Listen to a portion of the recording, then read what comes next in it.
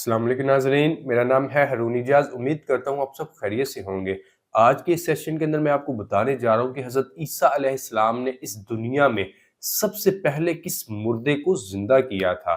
ایک مرتبہ حضرت عیسیٰ علیہ السلام کے پاس ان کے حواری آئے اور یہ عرض کی کہ اے اللہ کے نبی، ہم آپ سے یہ عرض کرتے ہیں کہ آپ ہمارے پاس کسی ایسے آدمی کو زندہ بھیجیں جس نے کشتی نوح کو دیکھا ہو۔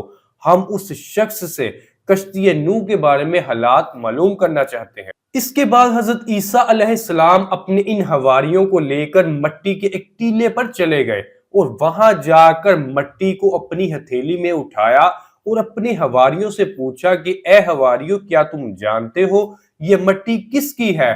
تو انہوں نے کہا کہ اللہ اور اس کا رسول بہتر جانتا ہے۔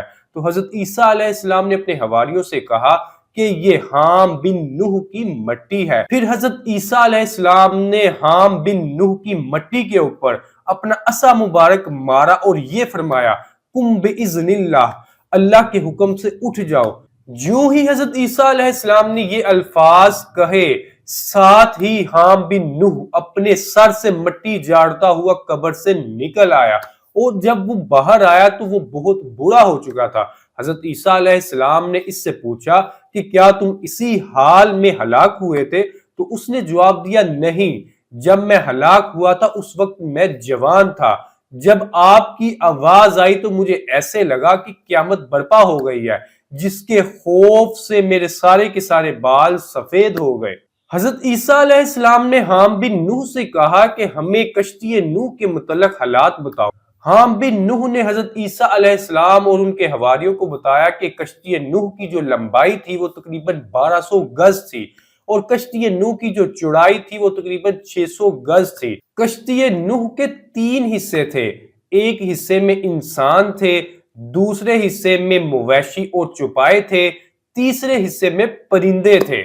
حام بن نوح نے حضرت عیسیٰ علیہ السلام کو مزید بتایا کہ جب کشتی کے اندر چوپایوں کی گندگی بہت زیادہ بڑھ گئی تو اللہ تعالیٰ نے حضرت نوح علیہ السلام کی طرف وحی نازل فرمائی اور حکم دیا کہ تم ہاتھی کی دم دباؤ۔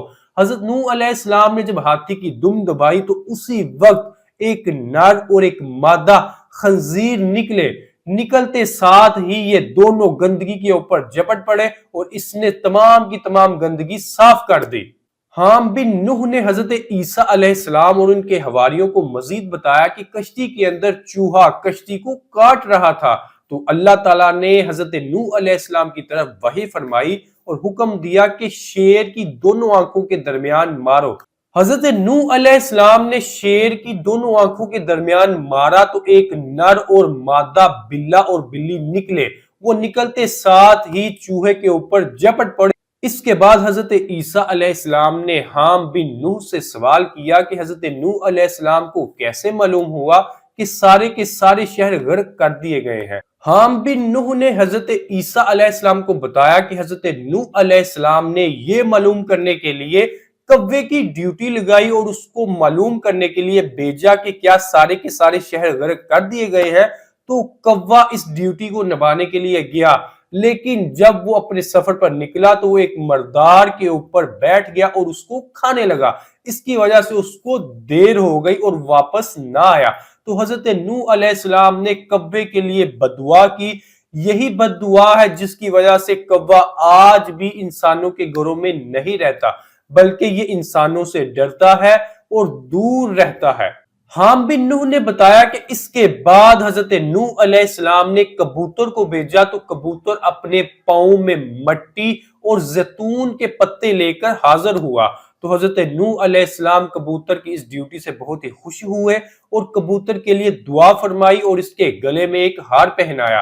آج اس کی گردن کے اندر یہ جو نشان ہے یہ حضرت نوح علیہ السلام کا دیا ہوا نشان ہے۔ حضرت نوح علیہ السلام نے کبوتر کے لیے دعا فرمائی کہ تم سے لوگوں کی محبت ہو اور تم امن و امان میں رہے۔ یہی وجہ ہے کہ کبوتر آج بہت شوق سے پالا جاتا ہے اور یہ گھر میں رہ بھی لیتا ہے اور گھر والوں کے ساتھ اس کی بہت ہی پیار اور انس ہے۔ حضرت عیسیٰ علیہ السلام اور ان کے حواریوں اور حام بن نوح کے درمیان جب یہ سوالات کے جوابات ہو رہے تھے تو اس دوران حضرت عیسیٰ علیہ السلام کے حواریوں نے حضرت عیسیٰ علیہ السلام سے عرض کی کہ اے اللہ کے نبی، کیا ایسا نہیں ہو سکتا کہ یہ حام بن نوح ہمارے ساتھ ہماری فیملیز میں جائے، ہمارے گھر والوں میں جا کے ہمارے ساتھ بیٹھے، ہم ان کے ساتھ باتیں کرنا چاہتے ہیں۔ حضرت عیسیٰ علیہ السلام نے حواریوں سے کہا کہ ایسا کیسے ہو سکتا ہے کہ جس شخص کا اس زمین کے اوپر اب رزق ہی نہیں ہے، وہ کس طریقے سے تمہارے ساتھ جا سکتا ہے۔ اس کے بعد حضرت عیسیٰ علیہ السلام نے حام بن نوح سے کہا کہ اللہ کے حکم سے تم پہلے والی حالت میں چلے جاؤ، تو حام بن نوح مردہ ہو کر واپس مٹی ہو گیا۔ ناظرین، یہ بہت ہی انفارمیٹیو واقعہ تھا، میں نے سوچا کہ آپ کے سامنے ضرور شیئر کروں۔